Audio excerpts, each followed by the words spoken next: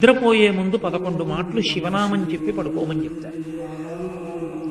తెల్లవారి నిద్ర లేచేటప్పుడు మీరు పరమశివ భక్తులైనా సరే, మీ కులదేవత పార్వతీ పరమేశ్వరులైనా సరే, శివ అంటూ లేవడాన్ని శాస్త్రం అంగీకరించదు.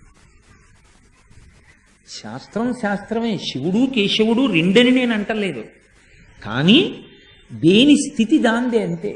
నిద్ర లేచినప్పుడు మొట్టమొదట నోటి వెంట పైకి రావలసినటువంటి మాట ఏదో శాస్త్రమే నిర్ణయం చేసింది. ఇంకా వేరొక మాట ఏదీ నోటి వెంట రాకూడదు. మొట్టమొదట తెలివి రాగానే రావలసిన మాట ఒక్కటే, అది 3 మార్లు పలికి లేవాలి మనసం మించింది. శ్రీహరి శ్రీహరి శ్రీహరి అన్నారు. 3 మాటలు శ్రీహరి అన్న నామం చెప్పి మాత్రమే లేవవలసి ఉంటుంది. అంటే జాగృత ప్రారంభమైంది. నిద్ర లేచాడంటే రక్షణ చెయ్యవలసినటువంటి వాడు శ్రీ మహావిష్ణువే.